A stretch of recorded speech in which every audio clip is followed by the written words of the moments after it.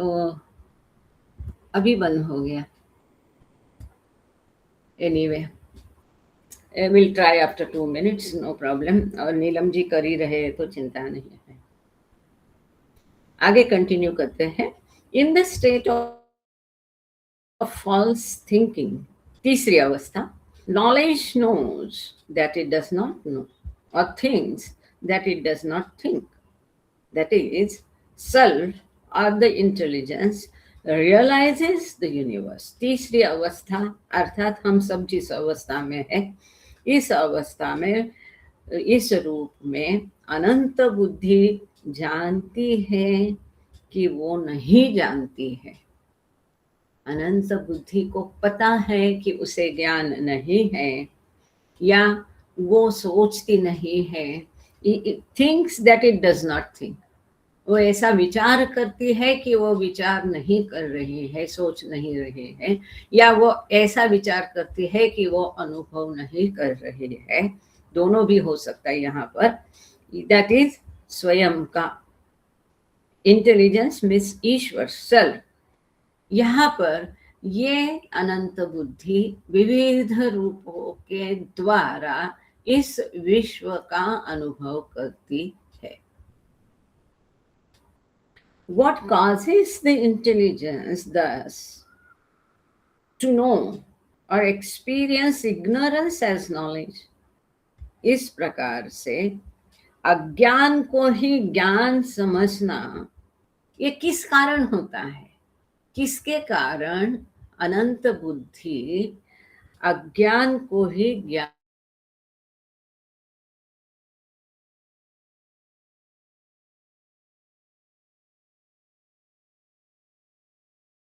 का अनुभव किस कारण करती है? माया है। Cause, time and space all arise out of consciousness, and thus the fine universe or imagination is manifested to the intelligence in subtle and gross form. जहाँ अद्वैत है, जहाँ ईश्वर है, वहाँ समय जगह इसकी सीमा नहीं है। समय बिल्कुल नहीं है, जगह बिल्कुल नहीं है। तो वहां पर क्या है? वहां पर अद्वैत है, द्वंद्व नहीं है, द्वैत नहीं है। पर माया के कारण ये कारण, समय, जगह, ये सारी सीमाएं जो है, ये चेतना के कारण उत्पन्न हुई है। और इसके प्रकार जैसा वो सचेत हो जाता है, जो परात्पर पर ब्रह्म अवस्था में वो अचेत है, को हम कहते ही वो सचेत हो जाता है। सचेत होते ही माया का प्रगटीकरण होता है। सचेत होते ही समय, सीमा, जगह, ये सारे बंधन आ जाते हैं। और इस प्रकार से जो मनोविश्व था या कल्पना मनो अवस्था में थी, ये प्रकट होती है और स्थूल और सूक्ष्म रूप धारण करती है। ये स्थूल और सूक्ष्म विश्व कुछ भी नहीं, परंतु उस कल्पना के दो शरीर है, दो रूप है। ये सब था। तो चौथी अवस्था मतलब ईश्वर साक्षात्कारिक आत्माओं के बारे में है। तो ये एडिटोरियल या संपादकीय हिस्सा था। अब किताब को पढ़ना शुरू करते हैं। पेज नंबर 130 पर ही अंतिम प्यारा है। Knowledge knowing that it does not no, ज्ञान जानता है कि वो नहीं जानता है। ज्ञान को ज्ञात है कि उसे ज्ञान नहीं है। बहुत सुंदर है। Self means the infinite, eternal, indivisible intelligence. It's beyond state. Self does not realize, understand, know, or think either itself or the universe. In other words, the infinite intelligence thinks neither itself nor its imagination. It neither knows itself nor knows that it does not know. तो ये beyond God state अर्थात परात्पर पर ब्रह्म अवस्था का ये वर्णन है कि यहाँ पर सेल्फ अर्थात अनंत बुद्धि अर्थात ईश्वर, जो कि शाश्वत है, अविभाज्य है, ये अनंत है, इस प्रकार का ईश्वर जो परावस्था में है, बियॉन्ड स्टेट में है, परावस्था में है, ये स्वयं को जानता नहीं। इसे मालूम नहीं कि मैं ईश्वर हूँ, मेरे पास अनंत शक्ति, अनंत ज्ञान, अनंत आनंद है। इसे ये समझता भी नहीं है, ये जानता भी नहीं है, और ये ना ही स्वयं का अनुभव करता है, ना ही इस विश्व का अनुभव करता है। यहाँ थिंक का अर्थ अनुभव है। ये ना स्वयं को जानता है, ना स्वयं की उसको खबर है, ना विश्व की खबर है। और जब उसे भान ही नहीं दोनों चीज का, तो ये क्या है? परात्पर पर ब्रह्म, बियॉन्ड बियॉन्ड गॉड से बेभान भगवान है। इसलिए इस विश्व का और स्वयं का दोनों का भी वो अनुभव नहीं करता है। दूसरे शब्दों में यूं कहा जा सकता है कि ये अनंत बुद्धि अर्थात ईश्वर ना ही स्वयं का अनुभव करता है, ना ही इस कल्पना को अनुभव करता है, ना ही विश्व का अनुभव करता है, ना ही ये स्वयं को जानता है। उसे मालूम नहीं कि मैं ईश्वर हूं। इसीलिए हलचल के पश्चात उसका मन जागृत होता है, कार्यरत होता है, और वो पहला सवाल पूछता है कौन, क्योंकि उसको मालूम नहीं मैं कौन हूं। इसका वर्णन एकदम बारीकाई से स्टेप बाय स्टेप सारी अवस्थाएं, नींद के पश्चात गहरी नींद से कोई उठता है तो कैसा होता है, उसे मालूम नहीं दिन है कि रात है, कहाँ सोया हूँ, कहाँ हूँ, कौन हूँ। इससे फिर वो अपनी आंखें मूंदता है और रब करता है, फिर धीरे धीरे अगल बगल में देखता है कि कहाँ हूँ, क्या हूँ, तो धीरे धीरे उसका कैसा नॉलेज आता है। ऐसा एक गहरी नींद की व्यक्ति जब जागृत होती है तो उसके उदाहरण के द्वारा क्रिएशन एंड कॉजेज में लंबा चौड़ा एक लेक्चर में बाबा ने उसको सुंदर तरीके से विदित किया है। सो यहाँ पर वो जानता नहीं है स्वयं को, और उसको ये भी नहीं मालूम कि उसे मालूम नहीं है। मुझे ज्ञान नहीं है, इसका ज्ञान भी उसको नहीं है, क्योंकि इसे भान ही नहीं है। Now we will turn to page number 131. 131 page पर हम जा रहे हैं. Now to say that knowledge knows that it does not know is to say that knowledge is ignorant. Knowledge knowing that it does not know is tantamount to self-realizing the universe, or intelligence thinking the imagination. सो अब ज्ञान को पता नहीं कि उसे ज्ञात नहीं है, ऐसा कहना, इसका अर्थ है ज्ञान अज्ञान है। कितना सुंदर! ज्ञान स्वयं अज्ञान है। स्वयं ज्ञान कौन है? ईश्वर, मतलब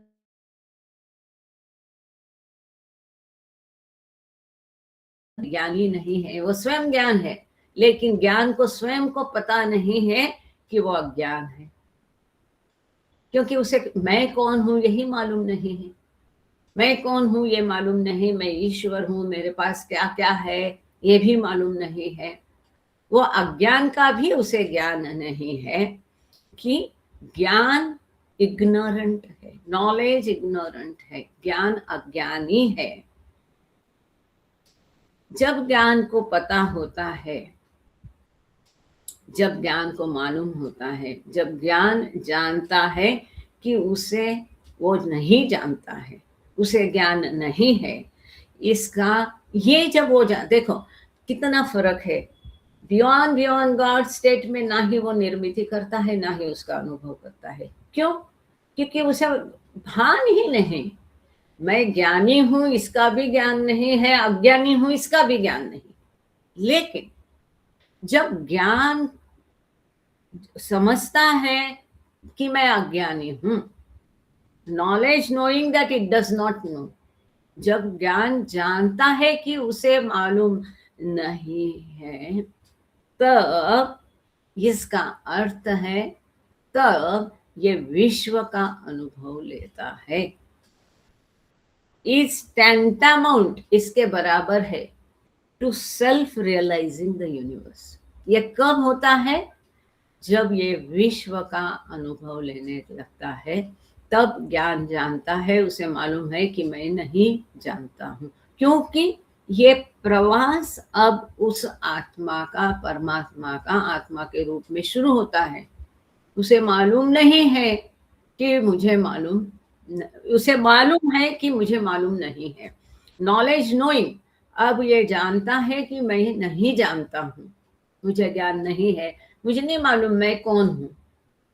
तब उसका प्रवास इस विश्व का शुरू होता है। जब वो हलचल होती है, जब वो पहला सवाल कोहम करता है, तब वो कहता, वो उसको मालूम नहीं, कोहम पूछता है मतलब मैं कौन हूँ ये जानता नहीं है। इसका अर्थ ज्ञान स्वयं जानता है कि उसे मालूम नहीं है। ये जब होता है तब वो स्वयं इस विश्व का अनुभव लेना शुरू करता है विविध रूपों के माध्यम से। और या तो इसे हम यूँ कह सकते हैं कि intelligence thinking the imagination. Imagination मतलब कल्पना, विश्व, अनंत बुद्धि अर्थात ईश्वर अब विश्व का अनुभव करना शुरू करता है। बहुत सुंदर तरीके से दिया है। I hope you are getting it, क्योंकि हमने ये पहले भी कर चुके हैं। In this state knowledge knows, but what does it know? That it does not know. It thinks, but what does it think? Imagination. तो इस अवस्था में अब ज्ञान जानना शुरू करता है, पर वो क्या जानता है कि वो नहीं जानता है। वो नहीं जानता है कि मैं ईश्वर हूं। अब यहाँ उसका मिथ्या सोच शुरू होता है। जो रूप धारण किया है उसी को वो ज्ञान समझता है। मैं मतलब ये शरीर, ये विश्व सत्य है, ये उसकी मिथ्या सोच है। सो इस स्थिति में, ये जो स्थिति है, दूसरी भाषा में सिंपल शब्दों में परमात्मा से जीवात्मा बनने की अवस्था है। अज्ञान है, लेकिन अब वो अज्ञान ऐसा है, अब वो ज्ञान अर्थात ईश्वर जानता है, परंतु क्या जानता है? ये जानता है कि वो जानता ही नहीं है। ऐसा क्यों कहा गया है? नॉलेज नोस, ज्ञान, नॉलेज मतलब ईश्वर, हाँ, नॉलेज नोस मतलब ईश्वर जानता है, ज्ञान जानता है, that it does not no. ये जानता है, परंतु ये माया को जानता है, और वो ये नहीं जानता है कि वो स्वयं को, अपने मूल स्वयं को जानता नहीं है। ये वो जानता नहीं, नॉलेज को पता नहीं है कि वो अपने मूल स्वयं या अर्थात ज्ञान को जानता ही नहीं है। उसे ये स्वीकृत ही नहीं है कि ये जो उसका ज्ञान है दुनिया का, यही सही है। इसके अलावा वो स्वयं ईश्वर है, इस बात का उसको अंदाजा नहीं है, इस बात को वो जानता नहीं है, अर्थात वो अज्ञान को अपने पहचानता नहीं है।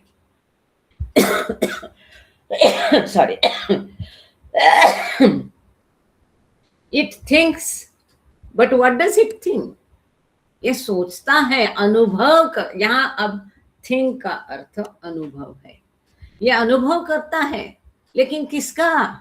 स्वयं का अनुभव नहीं करता है, ये विश्व का अनुभव करता है, अर्थात कल्पना का अनुभव करता है।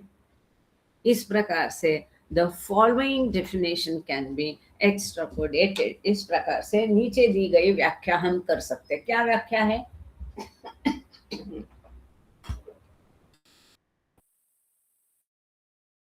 Imagination is equal to that it does not know. कल्पना क्या है? भ्रम या भास, जिसको आगे बाबा ने भ्रम भास ये शब्द भी उपयोग किया, जो बहुत एप्ट है। क्या है कल्पना? ये कल्पना करता है को हम, ये उसका मन का खेल है। ये स्वयं ज्ञान है और वो जानता नहीं है, यही कल्पना है। So imagination is equal to that it does not know. वो स्वयं को जानता नहीं है, यही कल्पना है। ये सारा कल्पना का खेल है, मन का खेल है। नॉट नोइंग इज इमेजिनेशन, वास्तव में ये स्वयं ज्ञान है। सो मैं कौन हूं ऐसा कहना ये कल्पना है, मन का खेल है, मतलब अज्ञान है। और इसीलिए बरसों तक समझे नहीं थे कि बाबा ने ऐसा क्यों लिखा है। अच्छा भी नहीं लगता था हमें बचपन में, जैसे बड़े हो गए, स्कूल में गए, कॉलेज में गए, अरे बाबा इतना कुछ समझाते हैं, बाबा तो ईश्वर है, बाबा ने ऐसा क्या लिखा कि I have come not to teach but to awaken. वो नहीं सिखाएंगे तो कौन सिखाएंगे, किस में, कहाँ से बाबा किस में जागरूक करने आए, समझ में नहीं आता था। ये महत्वपूर्ण कितना है, अवेकनिंग, इग्नोरेंस, अज्ञान, यही जड़ है। और ये जड़ कहाँ से आई अज्ञान की? कल्पना से, मन से आई। सो ये कल्पना मतलब है कि मैं जानता नहीं, ये काल्पनिक है। ऐसा क्यों? Because he himself is all knowledge. वो स्वयं ज्ञान होके कहता है कि मैं कौन हूं। वह स्वयं ज्ञान होके जानता नहीं अपने आप को, तो उसका परमात्मा से लेके वो जीवात्मा बनता आता है और उसका प्रवास शुरू हो जाता है। ये किसके कारण हुआ? अज्ञान के कारण हुआ। वास्तविक ये अज्ञान किसके कारण हुआ? मन के कारण हुआ। वो अपने आप को नहीं जानता, इसके कारण हो गया। इसका अर्थ कल्पना इज इक्वल टू नहीं जानना। नहीं जानना ये कल्पना है, काल्पनिक है, मन का खेल है। दूसरा इक्वेशन है false thinking is equal to thinking the imagination. मिथ्या सोच क्यों कहते हैं? जब कल्पना या इस विश्व का या भासमय, भ्रममय, मायावी विश्व का, यह माया शब्द बाबा ने कहीं लिखा नहीं, उसका फिर आगे और दूसरी तरह से स्पष्टीकरण आता है। तो इस भ्रम जाल का, भास का, कल्पना का या विश्व का अनुभव करना मतलब मिथ्या सोच। इस विश्व को सत्य समझना जो कि कल्पना है, ये मिथ्या सोच हो गई। ओहो, कुछ भी नहीं हो रहा है। तीसरी बार अभी रिकॉर्डिंग गया, क्यों ऐसा होता है मेरे समझ पे परे है ये। ओहो, अभी तक का आधा घंटा कुछ भी नहीं हुआ है यार रिकॉर्डिंग। तो नीलम जी आप है ना यहाँ तक अपना रुकाइए और नया रिकॉर्डिंग शुरू करें, शायद हम दोनों को जोड़ के करें अगर आगे चलता है तो। Real thinking is equal to thinking itself. सत्य